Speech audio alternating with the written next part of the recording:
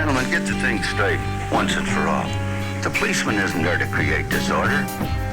The policeman is there to preserve disorder. Cross Alhambra intersection at 15000. Contact Los Angeles Center, 2 minutes northeast of the stadium intersection. Expect further clearance no later than 09er 52 Greenwich. Do it once, do it twice, do it over. Hi everybody, and welcome to the world of my weird record collection. I am Sean, the host of this podcast, obviously. I guess a little bit about me and why I'm doing this podcast might be in order for this introductory episode. Episode 0, if you will. Now, I have been working on this for so long that literally years have gone by between the time that I started working on this podcast and the time I launched it, and I often said how old I am, and I found myself having to re-record that part, so just to be safe from now on, I'm not going to say my age, so I don't have to re-record it. I'm just going to tell you, I'm a Gen Xer.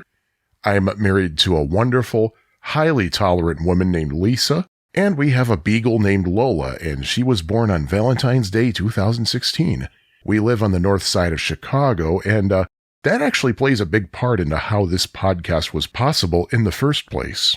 After all, I found most of my weird records in Chicago. And by the way, when I say I live in Chicago, I mean actual Chicago.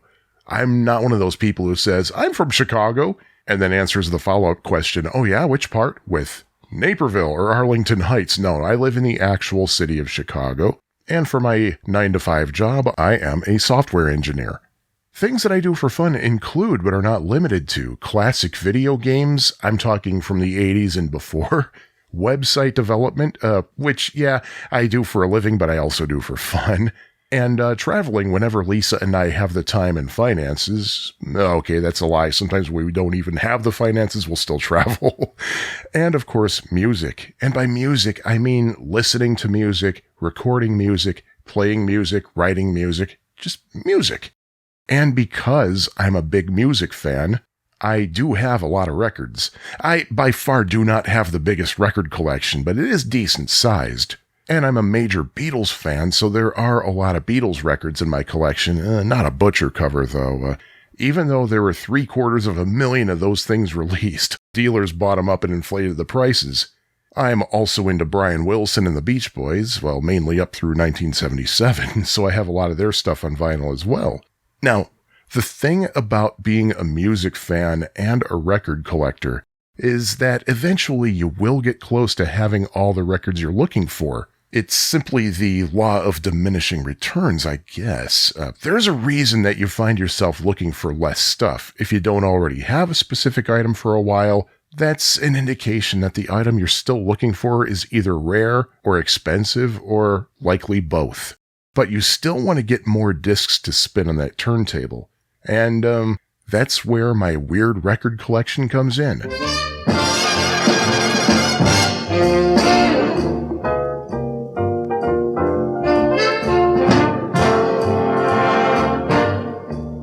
Personally, I am amused by absurdity, weirdness, extremely dated signs of past times, and unintentional humor. And I found that a great place to find that kind of stuff is a certain section that most used record stores have. Records that don't fit properly in the standard categories of rock, pop, rap, R&B, jazz, country, easy listening, comedy, show tunes, and often not even sound effects or spoken word. One record store that I frequent calls these records unclassifiable. Another record store that I used to go to until sadly the owner passed away, that store had them filed under a tab called Rarities, simply because the owner didn't know what else to call the category, and thankfully he didn't actually price them as if they were true rarities. Sometimes the section divider will use the designation miscellaneous. At one store I visit, the section divider simply has a bunch of question marks on it. Sure, there are some mainstream musical albums I look for by the Beatles, the Beach Boys, the Doors, the Who, and sometimes more modern artists like the Tiki-Aki Orchestra. But whenever I visit a record store, I make sure to pay a visit to this oddball section. A section I'm just going to call Weird Records.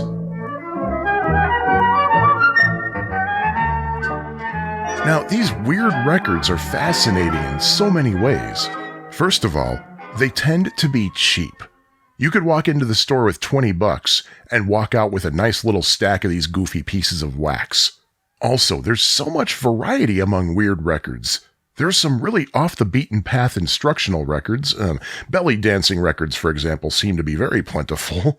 Albums that tie in with political campaigns, sermons, extremely dry scientific readings, historical retrospectives, and sometimes just plain strange music. A lot of these weird records can fall into that instructional category, and in fact, some stores actually do have an instructional section. A friend recently pointed out that, really, back in the day, those kinds of records were analogous to YouTube. Nowadays, if you, say, want to learn how to play fingerstyle guitar, for example, there are countless videos up there on how to play using the Travis method. But for many years, people would likely buy a record to learn how to play fingerstyle guitar. So weird records are quite an interesting piece of pop culture history. I guess many of these records are weird in and of themselves, but as a collection, they, I have to say, are just weird. As for what made me do this podcast, well, I'm already an experienced podcaster, and let me tell you, podcasting can be addicting. It all started with a podcast called Pie Factory Podcast, in which my friend Jim and I discuss classic arcade video games. I had already been thinking of doing a different, unrelated podcast, but when Jim asked me to co-host Pie Factory with him, I put that other idea on hold for, 6 years. But since then, I've been doing a few other podcasts. But the My Weird Record Collection podcast, I conceived it originally as a potential book, but I never really gave it any serious thought, never even started a rough draft. But then, my friend Jim, same Jim who created Pie Factory Podcast, told me that I should do a podcast about these weird records I've been amassing. And Jim, by the way, provided me with at least one of the records that I will eventually be talking about sometime in this podcast. But when Jim suggested I do a podcast about these records, two thoughts came into mind. Number one, sounds like a pretty cool idea.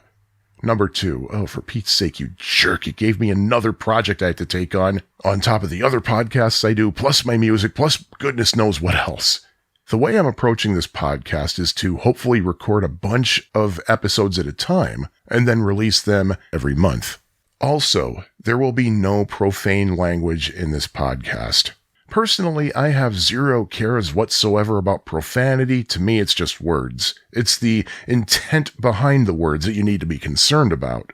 But I know that others can be sensitive to harsh words, and I do not want to alienate possible listeners, so in terms of language, I'm keeping this podcast clean. If a record I'm discussing for some reason necessitates that I use profanity, I will bleep the profanity. Now, getting back to these crazy discs I've been collecting, another cool thing about weird records is because they're primarily spoken word.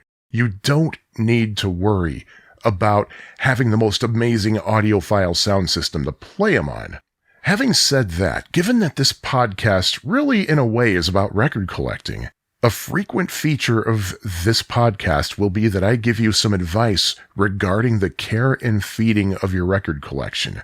So for this episode, in my, what am I going to call it?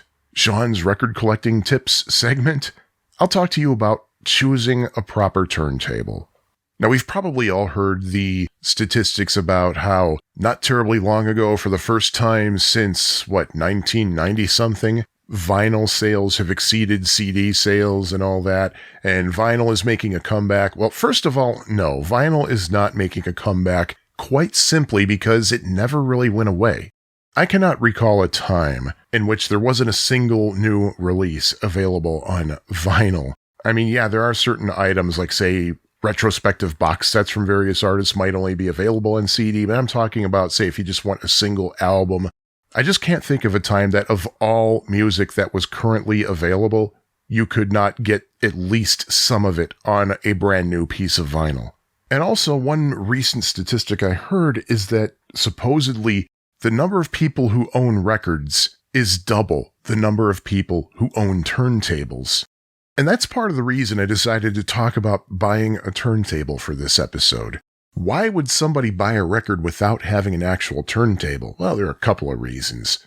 For one thing, Could be that a person intends to buy a turntable, but just wants to have that record right there. Hey, I bought my first ever CD before I actually owned a CD player. I just knew that eventually I would get one. So, hey, why would it make any less sense for somebody to buy a record to anticipate buying a turntable, especially if that record is a limited edition copy?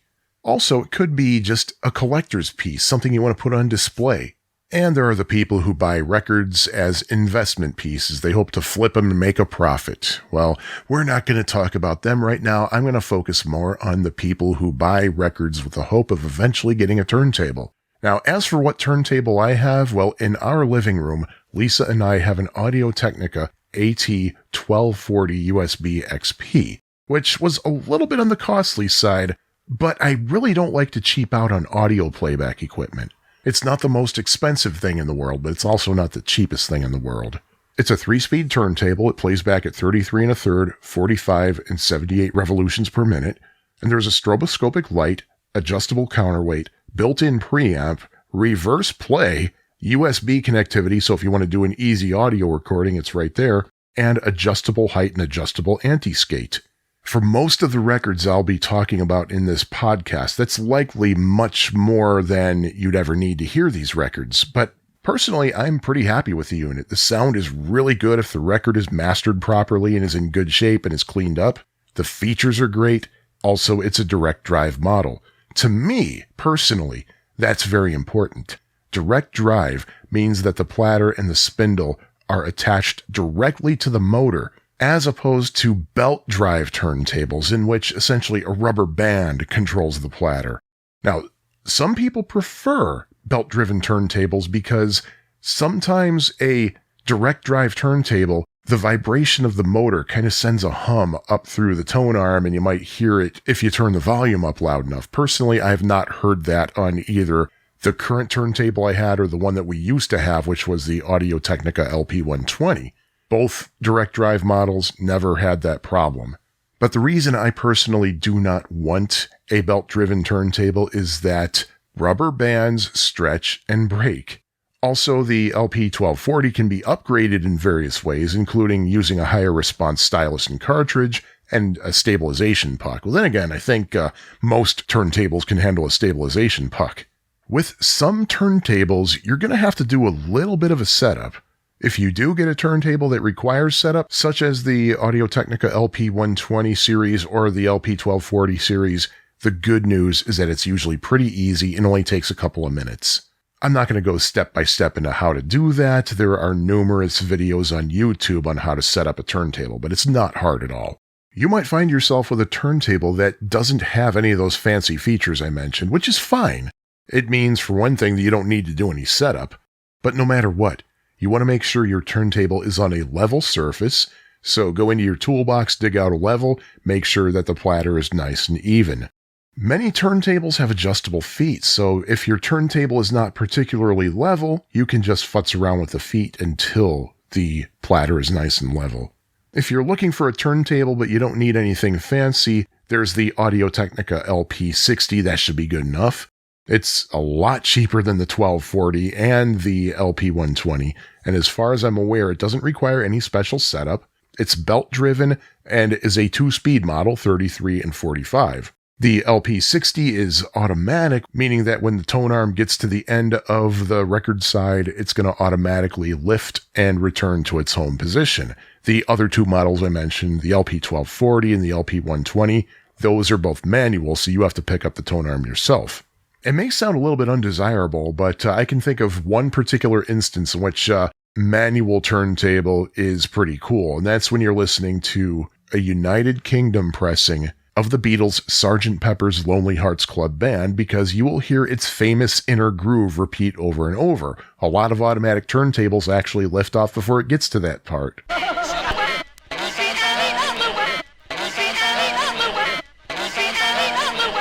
The LP60, it's pretty no frills, but from what I've heard from people who have it, plus my limited experience with it, it actually is a pretty good unit. It sounds really good. Now, you've heard me talk exclusively about Audio-Technica. I must say that I am not paid by Audio-Technica to say nice things about their products, although I am certainly willing to listen if they want to talk paid ads or product placement. After all, podcasting is time-consuming and it ain't cheap. But the reason I seem to be singling that brand out is simply because it's what I know.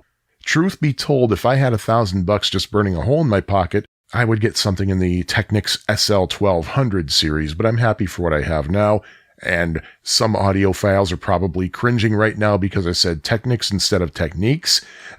If you are cringing because of that, I got news for you. I've seen some commercials that pronounce it Techniques and some that pronounce it Technics, so pick your poison.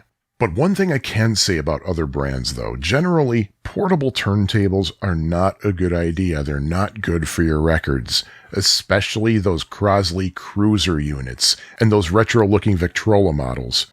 It's pretty obvious why somebody would be drawn to getting a Crosley Cruiser or a Victrola model. Well, first of all, Victrola is a long-known name in turntables. It doesn't necessarily mean it's the best quality or good for your records.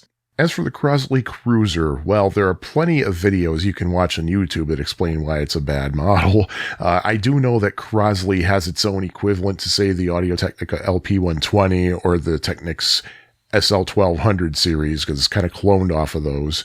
But as for the Cruiser, please avoid that unless you really, really hate your records. The reason that I'm kind of disparaging the Crosley Cruiser and the Victrola turntables, although they look attractive, they look cute, they look quirky, they're not the best quality. The sound quality is typically pretty bad, and the tone arms are heavy and will damage your records much more quickly than most other units. I did some research, I talked to some record store owners, and the general consensus is that there's no such thing as a good quality portable turntable. But one proprietor I talked to said that there actually was one good portable turntable on the market, but good luck finding it. I don't remember what brand it was that he said, but I think it was one of those brands you'd see in the classrooms in the 70s and 80s. Generally, though, as a good rule, if you're turntable shopping and you see a turntable with a handle, do not buy it. Again, unless you really hate your records. And some further advice I can give you when it comes to turntable shopping. If you plan to play a lot of 12-inch records, that is, an album-sized record, get a turntable that is made for 12-inch records. I mean, yeah, you can play a 12-inch record on a turntable that has only a 7-inch platter, but the problem is the outer 2.5 inches of a 12-inch record will have nothing underneath supporting it, and the weight of the tone arm could and likely will gradually cause that record to warp. If you plan to play records whose playback speed is supposed to be 78 RPM, of course you want to make sure you get a turntable that supports that speed. If you're looking at an actual turntable but don't see the option for 78, check with the manufacturer. Case in point, the Technics SL1200 series and its clones, such as the Audio-Technica LP120, they do play back at 78, but there's no actual button to press that says 78. There's just one button for 33 and another for 45. To play back at 78, you actually press 33 and 45 at the same time. And of course, you're now probably noticing, whoa, 33 plus 45 equals 78. Go figure. Also, if the 78 RPM records you plan to play are the really super old-fashioned shellac records, you are going to need a special stylus to play those with. If you use the same stylus that you use for your 33s and 45s, you will run a high risk of damaging both the stylus and the shellac record. There are 78 records out there that are pressed on standard microgroove vinyl or sometimes even microgroove shellac. For those, you can use the same stylus that you use with your modern 33 and 45 RPM records. Oh, by the way, I quickly mentioned a preamp before. Turntables by nature have very low output, and so they need to be preamplified in order to be heard. If you're out shopping for a turntable, do some research and see if you also need to get a preamp. Some turntables have built-in preamps, and in fact many audio receivers have built-in preamps too. For example, the Sony receiver that Lisa and I have has a set of inputs specifically for turntables. They're usually labeled phono on these devices, by the way, short for phonograph. On our receiver, those inputs labeled phono are actually preamplified, so we do not need a separate preamp. Ergo, the built-in preamp on our LP1240 is turned off, unless we're recording from it over the USB cable, because to use the USB cable, you have to turn the preamp on. Do the research, because you don't want to buy a turntable, get all excited about it, plug it in, and then discover you can't hear the thing.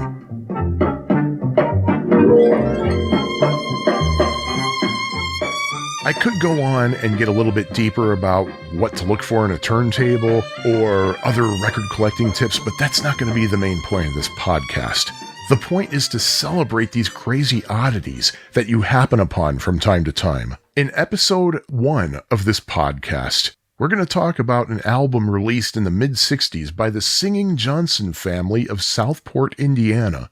It was the first weird record that I ever bought, so it's basically what started this all. Here's a spoiler alert. I have been struggling for years to learn about the Johnsons, so if anybody listening knows anything about the Singing Johnson family, please hit me up. My email address is myweirdrecords@fab4it.com. Fab4it is spelled F as in Foxtrot, A-B as in Bravo, then the number 4, and then I-T. And speaking of which, the webpage for this podcast is myweirdrecords.fab4it.com. My handle on both Twitter and Instagram is myweirdrecords, and this podcast is on Facebook as well. Either search for My Weird Record Collection or go straight to facebook.com/myweirdrecords. I offer a heartfelt thank you to my friend Kevin Zerb for designing the logo for this podcast. I will be back soon with episode 1. In the meantime, please patronize your local record store. If you're not fortunate enough to have a local record store, then try to get out to where there is one and give it some love. Do